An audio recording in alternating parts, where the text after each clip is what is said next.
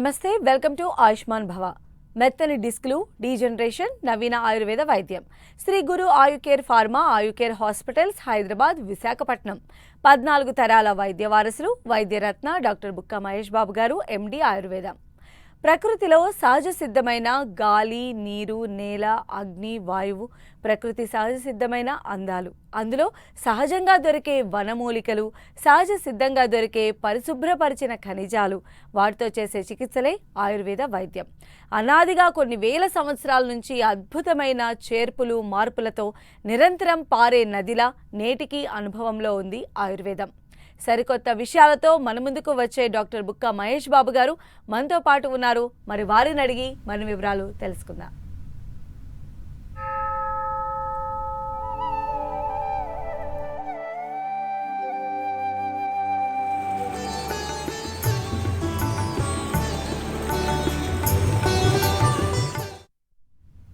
నమస్కారం మహేష్ బాబు గారు. సో ఈరోజు గురు ఆయుర్వేద 2.0 ద్వారా చాలా వివరాలు మాకు తెలియచేస్తూ ఉన్నారు. ఆయుర్వేద వైద్యం విశిష్టతను వివరిస్తూ ఉన్నారు కదా. అయితే చాలా మంది ఫేస్ చేస్తున్నటువంటి సమస్యల్లో డిస్క్ ప్రాబ్లమ్స్ కూడా చాలా ఎక్కువగా ఉన్నాయి. అండ్ మిడిల్ ఏజ్ నుంచి కూడా ఈ సమస్య ప్రారంభమవుతుంది. మెయిన్గా మీరు చెప్పండి, ఈ డిస్క్లు అసలు ఎందుకు అరుగుతాయంటే ఏమన్నా? ఇది మిడిల్ ఏజ్ ఒకటే కాదండి, వాస్తవం చెప్పాలంటే ఈ రోజులలో 20 ఏళ్ల పిల్లలకు కూడా వస్తామని. సాఫ్ట్వేర్ ఇంజనీర్లు అయిపోయిన తర్వాత పాపం రాత్రిపూట గంటలు కూర్చుంటారు. చైర్లు సరిగ్గా ఉంటాయో ఉండవో, ఎక్కువ పని గంటలు పనిచేయడమో, లేకపోతే ఇతరత్ర కారణాలు, సుదూర ప్రాంతాలకు ట్రావెల్ చేయడమో, బైక్ల పైన నడపడము, ఇవన్నీ ఇతరత్ర కారణాలు. ఇవన్నిటి వల్ల ఏమవుతున్నాయంటే నడుములో ఉండేటటువంటి మజిల్స్, అంటే ఏవైతే మనకు ఒక స్థిరత్వాన్ని ఇచ్చేటటువంటి మజిల్స్ ఉన్నాయో, ఏవైతే మనకు నిట్ట నిలువుగా కూర్చొనేయడానికి సహకరించేటటువంటి మజిల్స్ ఏవవుతున్నాయో అవికి రక్త ప్రసరణ తగ్గడం, అవి అలసిపోయినా మనము నిరంతరం పనిచేస్తూ ఉండడం, ఇతరత్ర కారణాల వల్ల ఆ మజిల్స్లో ఉండేటటువంటి ఎలాసిటీ తగ్గడం. సో వాటి వల్ల వెన్నెముకల్లో ఉండేటటువంటి గ్యాప్ తగ్గిపోయిన తర్వాత అందులో ఉండేటటువంటి డిస్కులు నిరసించిపోవడం లాంటివి జరుగుతాయి. ఇది నిరంతరం, అంటే సాధారణంగా మనం అలసిపోతే రాత్రి పడుకుంటే ఇది మళ్ళీ నీటిని పీల్చుకుంటే డిస్కులన్నీ మళ్ళీ నార్మల్గా వచ్చేస్తాయి. కానీ ఇక్కడ ఏం జరుగుతుంది అంటే నిరంతరం వాటిని ఇరిటేట్ చేయడం వల్ల, నిరంతరం వాటిపైన ప్రెషర్ ఉండడం వల్ల ఆ నీటి శాతం అనేది గణనీయంగా తగ్గి ఆ డిస్కులు కాస్త నీరసించిపోయి అవి ఇడ్లీలా ఉండే చపాతీలాగా అయిపోయాయి. అవి అయిపోయి సాగిపోయినవి, నీలుకుపోయినటువంటి రొట్టె ముక్కల్లాగా వెళ్ళి అక్కడ ఉండేటటువంటి వెన్నుపాము పై పొరలపైన ఉండేటటువంటి పై పొరలపైన ఒత్తిడిని కలగజేస్తూ ఉన్నాయి. అక్కడి నుంచి విడుదలయ్యేటటువంటి నరాలపైన ఒత్తిడిని కలగజేసినప్పుడు మనం నొప్పిని గ్రహిస్తూ ఉన్నాం. సో ఇది ప్రధానంగా మనం ఏమనుకుంటాము అంటే నడుము నొప్పి తగ్గితే రోగం తగ్గిందని మనం అనుకుంటాం. నొప్పి రావడానికి అనేక కారణాలు ఉన్నాయి. అది ఆయుర్వేదం చెప్పేటటువంటి అంశాలు అన్నట్లు. అంటే నొప్పి రావడానికి అనేక కారణాలు ఉన్నాయి. ఆ వాటిని మనం అర్థం చేసుకోవాలి. అర్థం చేసుకొని చికిత్స చేసుకోవాలి. అది మర్చిపోయేసి నొప్పి తగ్గితే రోగం తగ్గిందిలే, జ్వరం తగ్గితే జ్వరం తగ్గినట్ట. మలేరియా జ్వరం ఉంది, ఉత్త జ్వరం తగ్గితే మలేరియా తగ్గినట్ట. టైఫాయిడ్ జ్వరం ఉంది, జ్వరం అని ప్రతి దాంట్లో ట్యాగ్ లైన్ వస్తుంది. టైఫాయిడ్ జ్వరం ఉంది, జ్వరం తగ్గితే టైఫాయిడ్ తగ్గినట్ట. చికెన్ గున్యా ఉంది, జ్వరం తగ్గితే చికెన్ గున్యా తగ్గినట్ట. కోవిడ్ ఉంది, కోవిడ్ జ్వరం తగ్గితే చికెన్ గున్యా తగ్గినట్ట. సో ఇది మనం అర్థం చేసుకోవాల్సిన ఆస్కారం ఉంది. మనం ఎందుకు డాక్టర్ దగ్గరికి వెళ్ళాలి? వెళ్ళే వాళ్ళందరూ పిచ్చివాళ్ళ, వాళ్ళు ఎందుకు వెళ్తారు? అంతా మనకే తెలుసు అన్నట్టుగా అనుకుని ఆ మొక్క మూలికి చెప్పండి మహేష్ బాబు గారు, నేను మందులు తెచ్చేసుకుంటా, వాడేసుకుంటా అంటే అట్లా కుదరదు కదా. సో అట్లా కుదిరితే ఎవరికి వాళ్ళు వైద్యాలు చేసేసుకునే పరిస్థితిలోకి వెళ్ళిపోతే ఇంత టెక్నాలజీ ఎందుకు, ఇన్ని టెస్టులు ఎందుకు, ఇంత కథ ఎందుకు? మనం ఏంటంటే ఒక పెద్ద కన్వర్ట్ చేసాము. ఏంటంటే నేను టెస్టులు చేయించుకున్నాము, అంత బాగుంది, ఎవ్రీథింగ్ ఈజ్ ఫైన్, సో కాబట్టి నేను ఏమన్నా చేయొచ్చు. ఎక్కడి దాకా చేయొచ్చు? ఏదో ఒకటి తేడా వచ్చేందుకు చేసుకోవచ్చు. అమ్మా డాక్టర్ గారు తేడా వచ్చేసింది.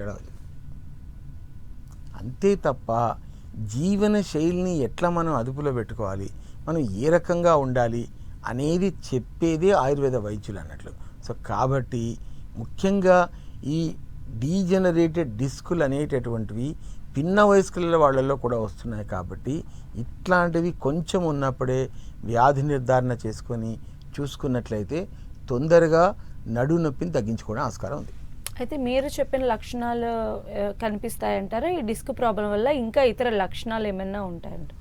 ఇప్పుడు ఒక్కొక్క దానికి ఒక్కొక్క లక్షణం ఉంటుందండి. ఇప్పుడు ఎలా అంటే ఇప్పుడు వెన్నెముకలో లోపల ఉండేటటువంటి బాడీ ఆఫ్ ది వర్టిబ్రా అవి అరుగుతే ఒక రకమైన లక్షణాలు కనిపిస్తాయి.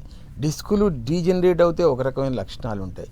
సయాటికా నర్వ్ పైన డీప్ సీటెడ్ పెయిన్ కనుక కలగజేసినట్లయితే అదొక రకమైన నొప్పి ఉంటుంది. డిస్కులు బాగా విపరీతంగా వెళ్ళి వెన్నుపాం పైన ఒత్తిడిని కలగజేస్తే కెనాల్ స్టెనోసిస్ అంటారు.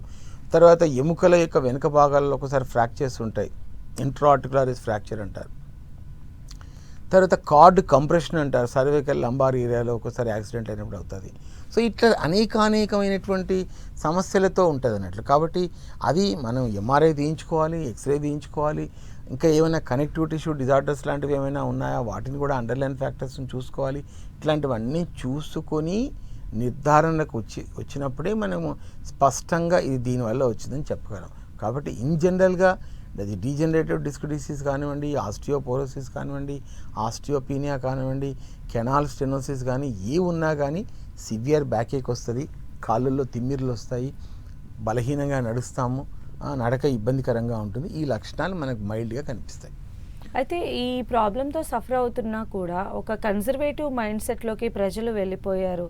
దాన్ని బేస్ చేసుకునే ట్రీట్మెంట్స్ని ఫాలో అవుతూ ఉన్నారు కదా. యాజ్ ఎ ఆయుర్వేద డాక్టర్గా మీరు ఏం చెప్తారు సార్?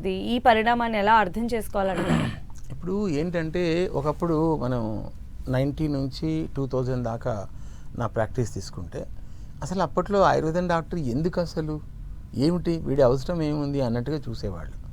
ఫస్ట్ టైం నేను ఇండియన్ ఎక్స్ప్రెస్కు కాలమ్స్ రాసాను, అది కేస్ స్టడీ అని నడుము నొప్పి గురించి ఫస్ట్ రాశాను. సుభద్రాస్ కేస్ స్టడీ అని రాశాను. 2 సార్లు ఆపరేషన్ చేసుకున్నామే, 3వసారి ఆపరేషన్ చేసుకోలేక బెడ్ మీద పడుకున్న ఆవిడ how she became all right even though she suffering with Vat you call cardiac problem. ఇట్లా మనం వైద్యం చేసి ఐ మేడ్ హర్ హ్యాపీ, సంతోషకరమైన జీవితాన్ని ఎలా ఇవ్వగలిగాను అనేది 1 సంవత్సరం స్టడీ చేసి ఇండియన్ ఎక్స్ప్రెస్ ఇస్తే హెల్ప్ ఫర్ లో బ్యాక్ ఏక్ అని వాళ్ళు ఒక స్టోరీ రాశారు. నాకు దేశవ్యాప్తంగా ఫస్ట్ టైం అవేర్నెస్ వచ్చింది అసలు యాక్చువల్లీ. సో అలాగా నేను ఆయుర్వేదాను సైంటిఫిక్ పారామీటర్లో చెప్పడం మొదలెట్టాను. 2000 నుంచి 2010 దాకా ఇంకొక 10 సంవత్సరాలు చూశాను. అప్పుడు ఏంటి, ఒక ప్రముఖ దినపత్రికలోనే ఇంక పేరు చెప్తే వాళ్ళను అల్లరి పెట్టడం నాకు ఇష్టం లేదు. కానీ అసలు ఎందుకే ఆయుర్వేదం అవసరం, పెద్ద ఆవిడ మార్క్సిస్ట్ మేధావులకి ఎంత తెలివితేటలు ఉన్నాయి చూడండి. ఎందుకు ఆయుర్వేద వైద్యం ఏం అవసరం ఉంది, నువ్వు రాసుకొని రా, అప్పుడే నీకు నేను పేపర్లో రాయడానికి అవకాశం ఇస్తాను. నేను 16 పేజీలు రాసుకున్నాను, what is the need and necessity for an Ayurveda doctor in this present world అని. నేను చాలా ఒక రకం కష్టాలు ఏం లేదు అసలు. యాక్చువల్లీ చెప్పాలంటే బాలనగమ సినిమాలో చిన్నపిల్లలకు కష్టాలు ఎలా పెడతారో అట్లా పెట్టారు మన సమాజం కానీ అది కానీ. సో అదే దినపత్రికలో నా కాలం చూసి ప్రతి గురువారం సూపర్ డూపర్ సేల్ అవుట్ అయిపోయేది, పత్రికనే సేల్ అవుట్ అయిపోయేది. అంత బాగా రాసేవాడిని, మంచి రైటర్ నేను. రాస్తే ఒక మంచి నవలలు రాసేంత తెలివితేటలు ఉన్నాయి. అంటే జనాలు ఏంటంటే ఆయుర్వేద డాక్టర్ అంటారు కాబట్టి ఆయుర్వేదం డాక్టర్, గోళీలు వేసే డాక్టర్ అంతే, వాళ్ళు అట్లా అనుకుంటారు అంతే. కానీ మాకు చాలా స్కిల్స్ ఉన్నాయి. నేను ఒకసారి కీళ్ళ నొప్పుల కథ ఏంటి అని ఒక ప్రముఖ దినపత్రిక రాశాను. ఒక సినిమా షూటింగ్ చేసేటటువంటి మోకాల నొప్పుల యొక్క కెమెరామెన్ ఎట్లా తగ్గింది అని రాశాను. అసలు ఫస్ట్ పేపర్ పట్టుకొని వచ్చింది ఎవరో తెలుసా? DHMO medical director, allopathic doctor, ortho doctor ఆఫీస్కి వెళ్తూ పేపర్ చదివి మీ నమ్మ కడుపు మంట ఎవట్రా వీడు, అసలు వీడు ఆయుర్వేదం డాక్టర్ ఇంత ఉంటారా బాబు అని పేపర్ పట్టుకొని ఆఫీస్కు సెలవు పడేసుకొని నా దగ్గరికి వచ్చాడు. నా మోకాల నొప్పులు తగ్గిస్తావా? నన్ను అందరూ ముసలోడు అంటూ ఉన్నారు. My wife seems to be very beautiful. నేను అసలు ఎట్టినంటే కాకి మొక్కుకు దొండపండు కరెక్ట్ వాడు అంటున్నానో లేదు తెలియదు, కాకి మొక్కుకు దొండపండులా ఉన్నాను మహేశ్వర్ గారు. సో మీకు మంచి అందగండ్లా తయారు చేయండి అన్నారు. సరే నేను అద్భుతంగా చేశాను అతన్ని. అంటే ఇట్లా రాసేవాడిని అప్పట్లో. ఆ రకంగా నెమ్మదిగా ప్రజల్లోకి ఆయుర్వేద వైద్యాన్ని రకరకాల కోణాల నుంచి పట్టుకుపోయాను. ఇది 2010 అయిపోయింది. 2014 ప్రాంతం నుంచి ఇంకా అసలు ఆయుర్వేదాన్ని ఆకాశానికి ఎత్తాను అసలు చెప్పాలంటే.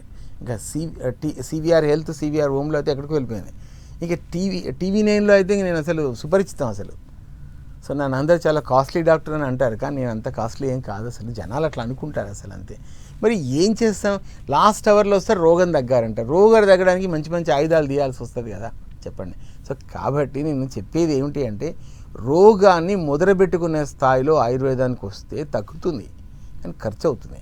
కానీ రోగం కొంచెం ఉన్నప్పుడే కనుక ఆయుర్వేద డాక్టర్ దగ్గరికి వెళ్తే అద్భుతంగా తగ్గించుకోవడానికి ఎన్నో రకాల ఉపాయ మార్గాలు ఉన్నాయి.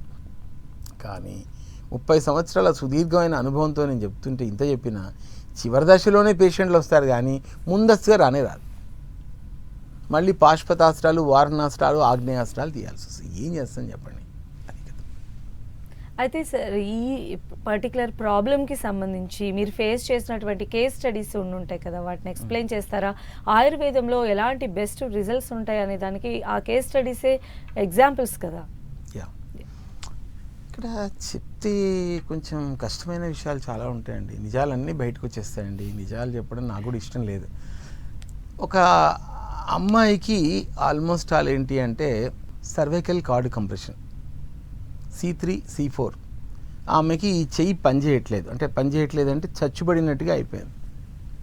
పాపం 30 years అమ్మాయి, ఏదో పెద్ద 60 ఏళ్ళ ముసలామె కూడా కాదు. డాక్టర్ గారు అన్నారు సర్జరీ చేస్తే మంచిది. ఇక మనకు సర్జరీ అంటే విపరీతమైన ఎస్కాసిటీ కదా, వెళ్ళారు సర్జరీ చేశారు. ఏమైంది, ఇంకా ఎక్కువైంది తిమ్మిది.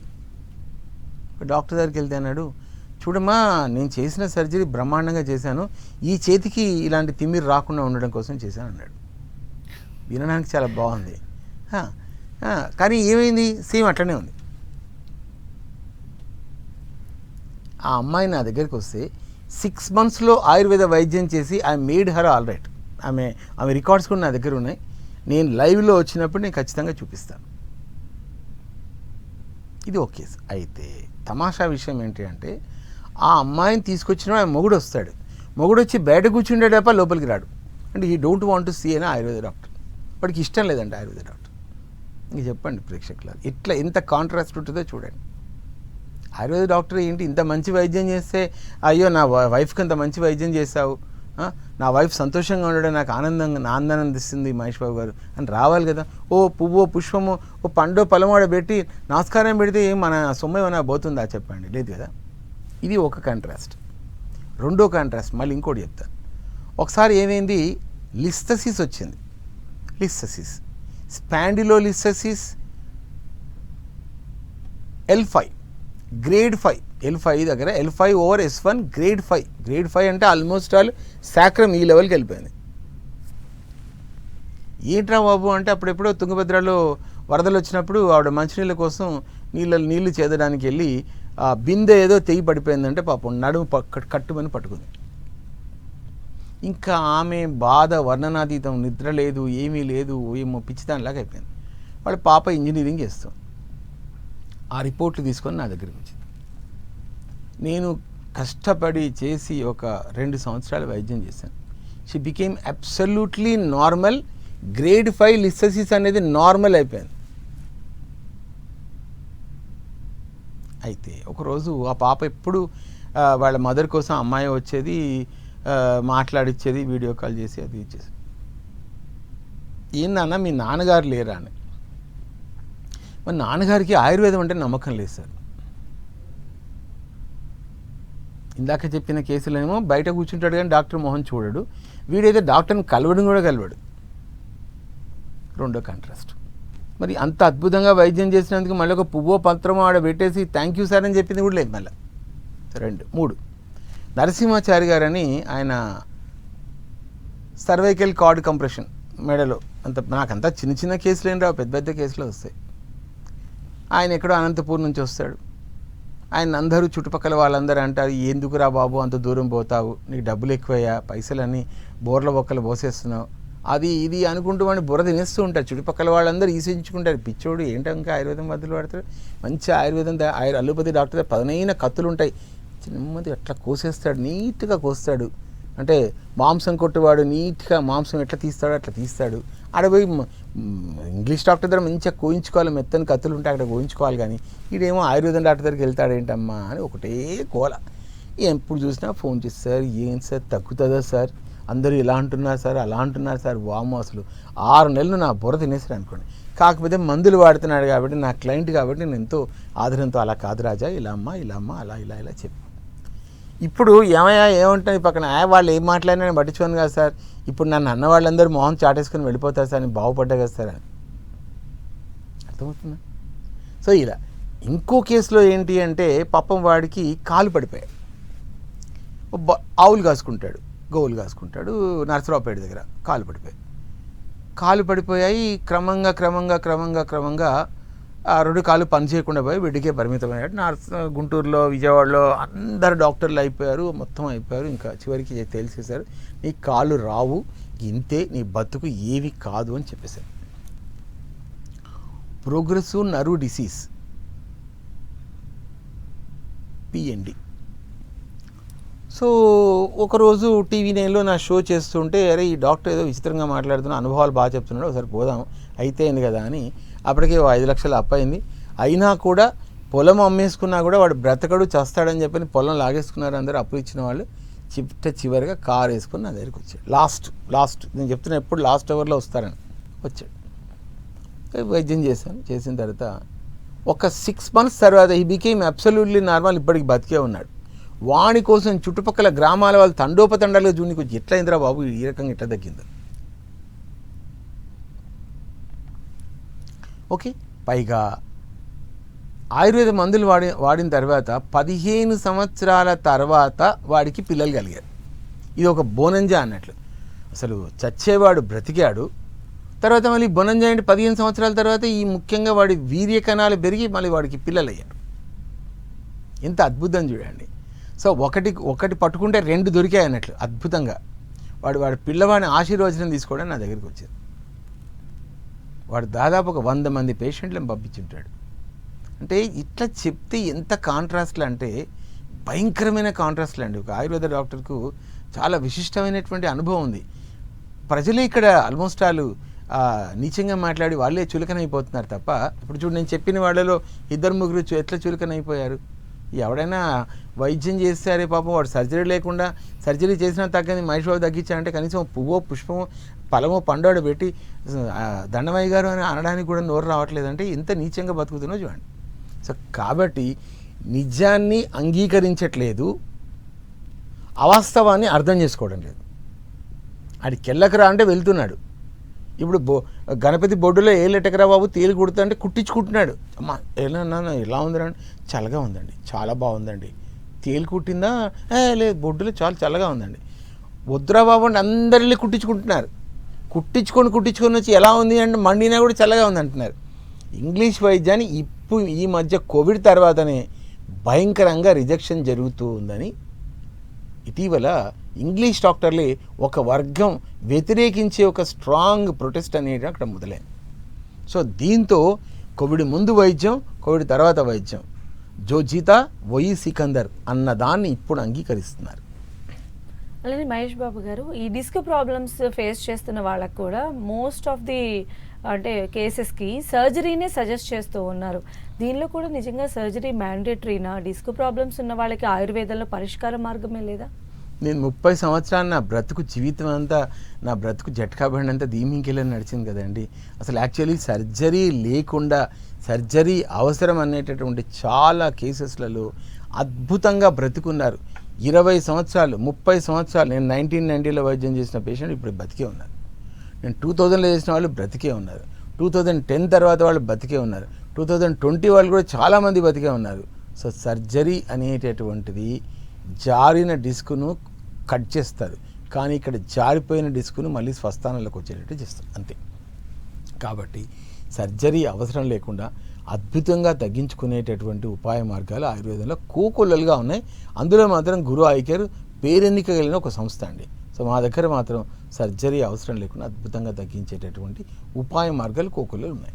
అయితే మనం అంటే జనరల్‌గా ఈ అరుగుదలకి సంబంధించి మనం తీసుకునే ఫుడ్ హ్యాబిట్స్ కానీ, మన లైఫ్ స్టైల్ ఉన్నటువంటి ఈ అన్‌సర్టెనిటీస్ అన్నీ కూడా ఒక కారణంగా చెప్తూ ఉన్నారు కాబట్టి, ఒక మంచి ఆయుర్వేద డాక్టర్ అది మీరు ఇన్ని సంవత్సరాల ఎక్స్‌పీరియన్స్‌లో ఈ పేషెంట్స్‌కి ఎస్పెషల్‌గా ఎలాంటి జీవన ప్రమాణాలు పాటించాలని చెప్తారండి? జీవన ప్రమాణాలు ఒకటేనండి. ఇప్పుడు ప్రధానంగా ఏంటి అంటే ఇటీవల కాలంలో విటమిన్ డి డెఫిషియన్సీ అని ప్రధానంగా కనిపిస్తుందండి. Then the first that has to be corrected. Road బాగుంటే వెహికల్స్ పోతాయండి. లేకపోతే రోడ్డు గతుకుల రోడ్డు ఉన్నట్టు ప్రయాణం అనేది సుగమంగా ఉండదు, మంచిగా ఉండదు.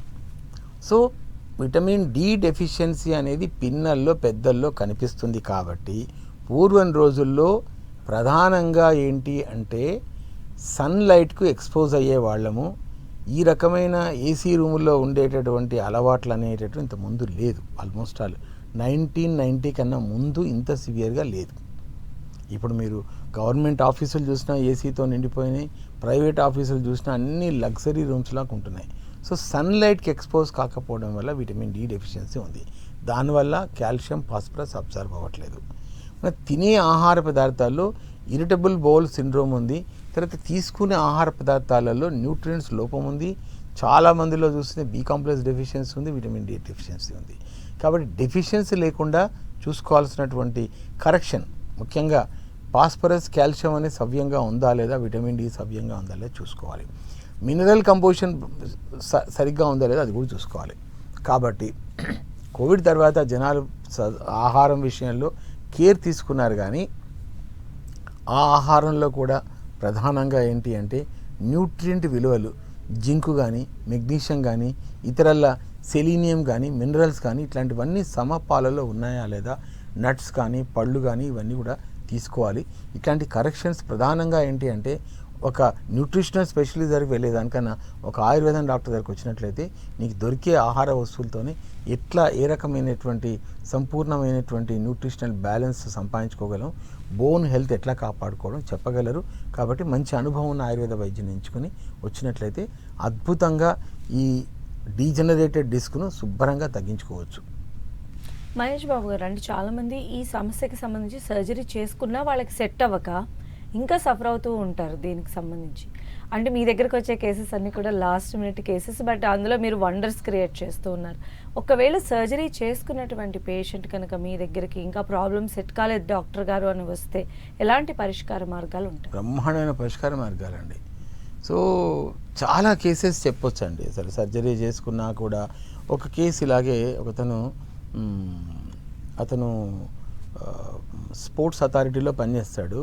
అతను కబడ్డీ కోచ్కు హెల్ప్గా ఉంటాడు. అతనికి కళ్ళు తిరుగుతున్నాయి అంటే కార్డు కంప్రెషన్ మైల్డ్గా ఉందని ఆయనకు ఆపరేషన్ చేసేసారు. చేసిన తర్వాత కాళ్ళు పడిపోయాయి, పారాపెరిసిస్ వచ్చింది, నడక ఇబ్బందికరంగా మారింది. సో ఈ పరిస్థితులలో చూడండి, సో నా దగ్గరికి పాపం ఒక టీవీ నైన్లో షో చూసి వచ్చాడు ఆయన. వచ్చిన తర్వాత వైద్యం స్టార్ట్ చేసాం. ఇప్పటికి సంవత్సరం అయింది. దాదాపు 95% సక్సెస్ రేట్ అండి. ఉద్యోగం చేసుకుంటున్నాడు, మంచిగా ఉన్నాడు. మరి సర్జరీ చేసుకున్నా ఏం ప్రయోజనం వచ్చింది చెప్పండి? సర్జరీ చేసుకున్నా కూడా తగ్గని విషయంలో కూడా ఆయుర్వేద వైద్యం శుభ్రంగా పనిచేస్తుంది.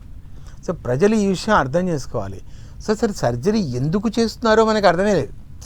సర్జరీ చేస్తే నొప్పి తగ్గుతుంది, నొప్పి మాయం, సర్జరీ దూరం, ఇట్లాంటి క్యాప్షన్లకు ఆకర్షితులు అవుతూ ఉన్నారు. ఇలాగ చెప్పాను కదా, ఒక ఇంజెక్షన్ ఇస్తారు, ఈ మన అనస్థెసిస్ట్ లాంటి ఇచ్చేటటువంటి ఇంజెక్షన్లు. అవి తీసుకుంటే పక్షవాతం వస్తుందని ఇంగ్లీష్ డాక్టర్లే చెప్తా ఉన్నారు. సో ఏంటి క్యాప్షన్ పెడతారు యాడ్ ఇచ్చినప్పుడు? సర్జరీ మాయం, నొప్పి మాయం, సర్జరీ దూరం, సర్జరీ లేకుండా నొప్పి మాయం, ఇట్లాంటి క్యాప్షన్లు పెట్టగా డుమ్ డుమ్ డుమ్ అని కూడా వెళ్ళిపోతాం. మనకి ఇట్లాంటివి కాకుండా అసలు ఏంట్రా బాబు, ఏం మాట్లాడతాడు, ఏం ఇంజెక్షన్ ఇస్తాడు, ఏం చెయ్యాలి, ఎట్లాగా, ఎంత తీసుకుంటున్నాడు, ఒక్క ఇంజెక్షన్ తీసుకుంటే రోగం తగ్గిపోతాయి ఎక్కడైనా చెప్పండి? కత్తిపెట్టి కోస్తేనే రోగాలు తగ్గట్లేదు, ఒక ఇంజెక్షన్తో ఎక్కడ తగ్గుతాయి చెప్పండి? మనం ఏమిటంటే ఇట్లాంటివన్నీ చూసి ఒక పెద్ద ఆయన, ఈ నొప్పు తగ్గించేటటువంటి పెద్ద ఆయన బంజారా హిల్స్లో దాదాపు ఏదో బయట అంటారు మరి కొన్ని 100 కోట్లు ఇచ్చాడంట ఎమ్మెల్యే టికెట్ కోసం. మరి అంత డబ్బు ఎక్కడి నుంచి వచ్చింది? ఎమ్మెల్యే టికెట్ కొనుక్కోవడానికి పెట్టినటువంటి పెట్టుబడి ఎక్కడి నుంచి వచ్చింది అంటే ఒక ఇంజక్షన్కు 50,000 30,000 ₹1,00,000 తీసుకుంటానని అర్థం అన్నట్లు. ఇంత డబ్బులు ప్రజలు ఇవ్వకపోతే ఎక్కడి నుంచి వచ్చాయి? సో డబ్బు చాలా విలువైంది. అనవసరంగా ఖర్చు చేసుకోకుండా సాంప్రదాయ పద్ధతుల్లో తగ్గేటటువంటి మెరుగైనటువంటి పద్ధతులను మనం ఆవిష్కరించుకొని చూసుకున్నట్లయితే అద్భుతమైన వైద్యాన్ని సొంతం చేసుకుంటాం. సో మెరిసేవన్నీ ఏమంటారు పాలు కావు, కనిపించేవన్నీ కూడా పలానా కాదు అని నిజానిజాలు తేల్చుకోవాలి. దెబ్బతిన్న తర్వాత ఇబ్బంది పడేదానికన్నా మంచి వైద్యులను ఎంచుకోవాలి. నా దగ్గరికి వచ్చేవాళ్ళండి. మొన్న నిన్న 18 ఒరిస్సా నుంచి వచ్చారు. భాష తెలియదు, ఏం తెలియదు. అరే ఓ ఆద్మీ బహుత్ అచ్చా ట్రీట్మెంట్ కడితే ఉదర్ జావ్ నడి నొప్పికి. అక్కడి నుంచి ఒరిస్సా నుంచి మల్కాన్ డిస్టిక్లో పనిచేసేటటువంటి నక్సలైట్ కొమ్మింగ్లో పనిచేసే పోలీస్ ఆఫీసర్ వచ్చాడు. సో మనం పక్కనున్న వాళ్ళకి ఇట్లా తెలియదండి చెప్పండి, తెలుసు, తెలిసినా కూడా అమ్మో ఆయుర్వేదం వద్దు ఇట్లా మనం ఏం చేస్తామండి? అది వాళ్ళకి సంబంధించిన విషయం. మన ధర్మము మనం చెప్తూ ఉన్నాము. ఎలక్ట్రానిక్ మీడియా వచ్చినప్పటి నుంచి చెప్తూ ఉన్నాం, ప్రింట్ మీడియాలో చెప్పాము, రేడియోలో చెప్పాము. ఇలా దుంపలు దగ్గర ఇంతకన్నా మించి ఇంకేం చెప్తాను చెప్పండి? వాళ్ళకి తెలియదు కాదు, పరిస్థితి కొంచెం మారినట్టే, కొంచెం మారింది కానీ సెలయేరు కాదు కదా కావాల్సింది, నదీ ప్రవాహంలో రావాలి కదా. అట్లా వచ్చినప్పుడు అందరం బాగుపడతాం కదా. ఇప్పుడు ఆయుర్వేదాన్ని నమ్ముకున్న వాళ్ళు కొన్ని 100 మంది డాక్టర్లు ఉన్నారు. పాపం వాళ్ళ సంగతి ఏంటి? ఇప్పుడు మన దగ్గర మన షోలోనే ఉపేందర్ వస్తున్నాడు, డాక్టర్ సుచిత ఐ స్పెషలిస్ట్ వస్తుంది, డాక్టర్ రాకేష్ స్కిన్ స్పెషలిస్ట్, మన పిల్లలే వస్తున్నారు. వాళ్ళందరూ మాట్లాడుతున్నారు. వాళ్ళ జీవితాలు కూడా ఇందులో రాసి పెట్టుకొని వచ్చారు కదా. పాపం వాళ్ళ కష్టాన్ని నమ్ముకొని వచ్చారు కదా. రావాలి కదా, వచ్చినప్పుడే కదా ప్రయోజనము. సో ఇనిషియల్ స్టేజ్లోనే ఖచ్చితంగా ఆయుర్వేద డాక్టర్ని కనుక సంప్రదించినట్లయితే దాని మూలాల నుంచి మనం దాన్ని బాగా బ్రహ్మాండంగా చేయొచ్చు. Right, thank you so much అండి మహేష్ బాబు గారు, చాలా విలువైన సమాచారం మాకు అందించారు. ధన్యవాదాలు. ఇది ఇవాల్టి ఆయుష్మాన్ భవ. చూస్తూనే ఉండండి 10 టీవీ.